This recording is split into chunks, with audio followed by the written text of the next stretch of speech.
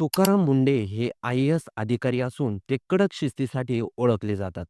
त्यामुळे एकीकडे त्यांना कडक अधिकारी मानलं जातं, तर दुसरीकडे त्यांच्या कार्यपद्धतीवरून नेहमीच वाद होत आले आहेत. मुंडे यांनी राज्यातील विविध ठिकाणी जिल्हा अधिकारी, महानगरपालिका आयुक्त आणि विविध महत्त्वाच्या पदावर काम केलं आहे. मात्र त्यांच्या कारकिर्दीचे वारंवार बदल्या हा कायमचा मुद्दा राहिला आहे.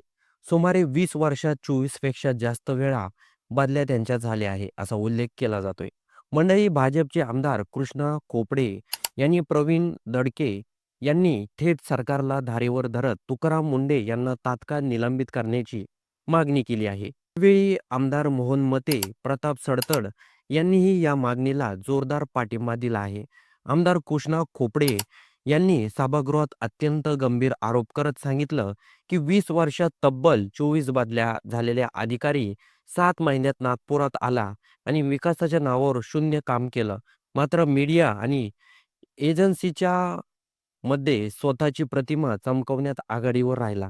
इतकंच नाही तर कोरोना काळातील निर्णयावरही तीव्र टीका करण्यात आली. खोपडे म्हणाले, नागपुरात रुग्णालय उपलब्ध असतानाही 40 किलोमीटर अंतरावर मोकळ्या जागेत 5,000 खाटाचा कोविड हॉस्पिटल उभारण्यात आलं. कोट्यवधी रुपये खर्च झाले. पण ते हॉस्पिटल वाऱ्यावर उडालं. चुकीच्या निर्णयामुळे तब्बल 40,000 कोटीचं नुकसान झालं. याचबरोबर 17 कर्मचाऱ्यांना चुकीच्या पद्धतीनं नोकरीतून काढण्यात आल्याचा आरोप करण्यात आला.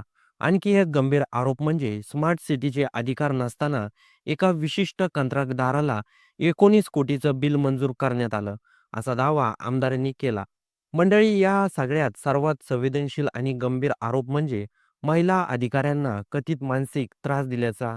आमदार कृष्णा खोपडे यांनी सांगितलं, की महिला अधिकाऱ्यांना रवी भवन कॉटेजमध्ये बोलवून त्यांना मानसिक त्रास देण्यात आला. या प्रकरणाची महिला आयोगाने दखल घेतली आहे. याच मुद्द्यावरून खोपडे यांनी सरकारला स्पष्ट शब्दात सुनावलं, अधिकाऱ्यांचा बचाव करू नका. तुकाराम मुंडे यांना तात्काळ निलंबित करा. तसंच या संपूर्ण प्रकरणाची चौकशी मुख्य सचिव आणि पोलीस महासंचालक दर्जाच्या अधिकाऱ्यामार्फत करण्याचीही मागणी करण्यात आली आहे. या आरोपामुळे सभागृह तापलेलं असतानाच उद्योगमंत्री उदय सामंत यांनी सरकारची भूमिका स्पष्ट केली. सामंत म्हणाले, कोरोना काळात मुंबई महानगरपालिकेच्या आयुक्तांना स्मार्ट सिटीचे अधिकार देण्यात आले होते. त्यांच्या तोंडी आदेशानुसार तुकाराम मुंडे यांनी काही स्मार्ट सिटीचे काम पाहिले. 20 कोटीच्या बिलासंदर्भातील आरोपावर उत्तर देताना सामंत यांनी सांगितलं, की या प्रकरणात 2 स्वतंत्र चौकशीत मुंडे यांना क्लीन चिट मिळाली आहे.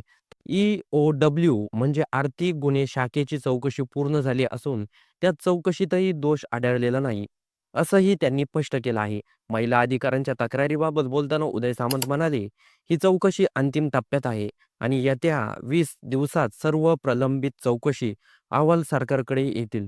त्यानंतरच योग्य ती कारवाई केली जाईल. महत्त्वाची बाब म्हणजे तुकाराम मुंडे यांची नियुक्ती ही तत्कालीन मुख्यमंत्र्यांच्या स्वाक्षरीनं झाली होती.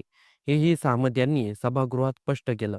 मंडळी, एकीकडे विरोधक आणि सत्ताधारी आमदारांकडून गंभीर आरोप, तर दुसरीकडं सरकारकडून अहवाल घेऊ द्या, मग कारवाई अशी भूमिका घेतली आहे.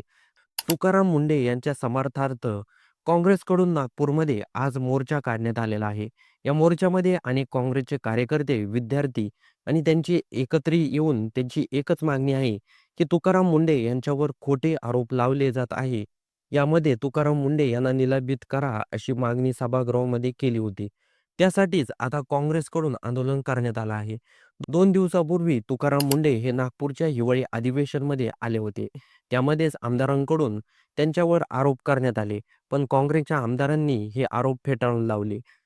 तुमच्या मते तुकाराम मुंडे यांना निलंबित करणं योग्य आहे का? हे कमेंट बॉक्समध्ये नक्की नोंदवा आणि व्हिडिओ आवडला असेल तर सर्वात आधी चॅनलला सबस्क्राईब नक्की करून जा.